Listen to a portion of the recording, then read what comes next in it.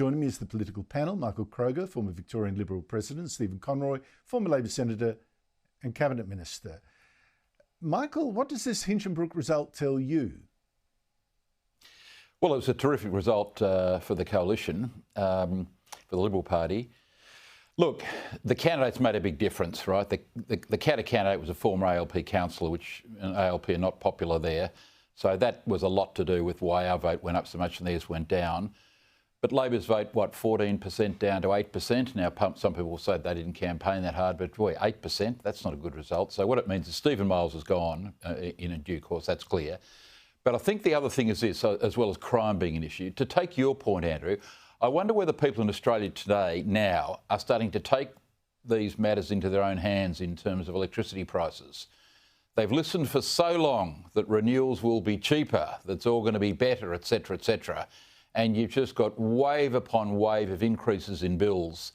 And people are now thinking we've been conned for all the reasons you've just extrapolated on. I think they've been conned. They're no longer prepared to listen to these zealots like Bowen. They want real jobs. They want mines to operate. They know Australian exports keep this country alive, particularly coal and iron ore, etc., etc.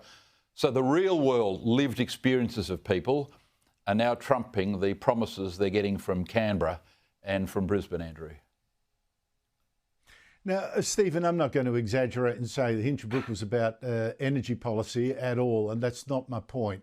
But with all this bad news about the supposed move to wind and solar, you've got investment drying up, you've got a supply crisis of the Roaring coal-fired plant closes in 2 years, you've got worse wind droughts than predicted. How vulnerable now is the Albanese government on this issue? Well, look, we just had an election, not even 9 months ago, where this was one of the front and centre issues, and the Liberal Party got spanked in a way it's never been spanked before. Labor won a record majority. So I don't think all of the commentary that's surrounding this issue at the moment will make one jot of difference in 2.5 years' time. I think the transition will continue. Sorry? Can I just correct or just clarify something there? At the last election, the Liberals were for net zero. Labor was for net zero. That wasn't the debate. The debate was whether the government should spend what a Liberal government should spend what Labor falsely claimed would be $600 billion on nuclear reactors. That was what that issue was, plus the general hopelessness of the Liberal campaign. So it wasn't about net zero. I'm talking about net zero. Well, I think that for 3.5 years, Michael, yourself, all of the Liberal Party and the National Party ran a campaign on not lowering, Labor hadn't lowered energy prices. And I repeat, it had zero effect. In fact, the party suffered its worst defeat in its history. So attempting to recreate a policy debate around electricity when the Liberals don't have an alternative, can't say when they're going to lower prices, and are terrified to say that they're going to build more coal-fired power stations. All right, so your argument is Labor's not in trouble. Labor's not in trouble. No. Okay, all right, we'll see. We'll see. When Labor changes the policy, we'll see what you say Andrew, then. The Liberal Party's position is actually exactly the same as Chris Minns. We need to make sure that we get the baseload power continuing. And just like Chris Minns has already done, where he's kept the life of a power station going and is open to discussing it again, and that's what Chris Foley's doing. I mean, you like to say, they're backing coal in, therefore. Nobody is going to invest in these coal-fired power stations. Well, not new ones, and no one's prepared to pay the maintenance to keep them upgraded. So the Liberal Party position is this simple. We want to keep the coal-powered power stations going just a little bit longer than Labor. Please. There's no red herrings. That's the Liberal Party's position.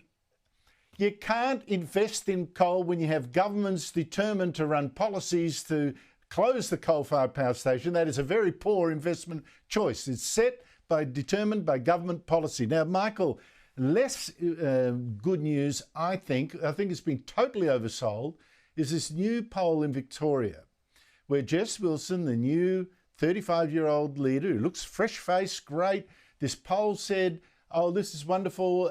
She's the preferred premier by even more than Brad Batten, the former opposition leader, was until he was toppled a couple of months ago. Streets ahead of the premier. People are saying it's time for change, blah, blah, blah, fantastic.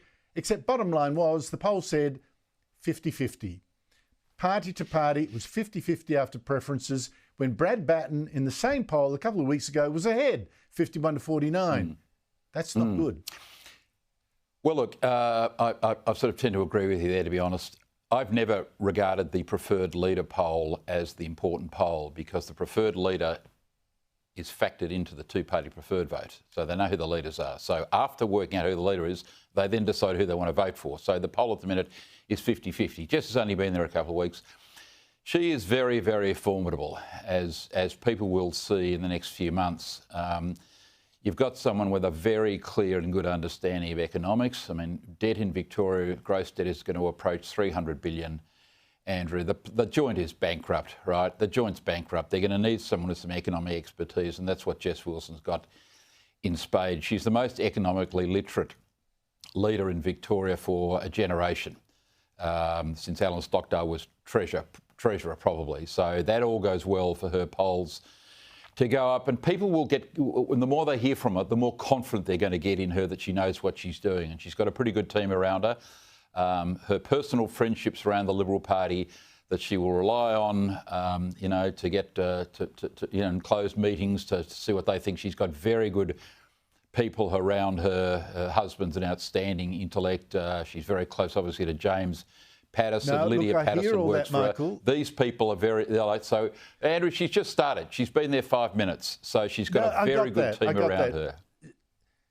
Stephen, early days, margin of error, all that kind of thing. She's got to get her feet under the table. I've got to say, though, that she's been campaigning a lot in talking to economic groups, businesses and all that.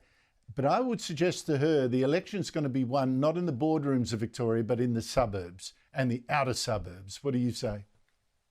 Well, I think, look, if I was her, I'd be pleased with a poll like that after a few weeks in the job. I think it's a good, solid foundation.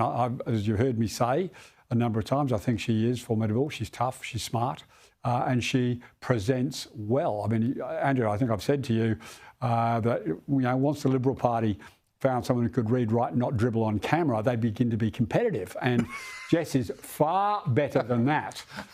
So I think you're starting to see there'll be a bit more competition. But you've got to look at what Jacinta Allen's doing. Jacinta Allen's already made enormous shifts on law and order. Enormous, to the surprise of everybody. Yeah, but that was Brad Batten that forced her to do that. That was Brad Batten that forced her to do that. I'm not saying they made a mistake, but I'm saying she's going to have to take the campaign out into working Australia, I think. Michael Kroger, Stephen Conroy, thank you very much to you both.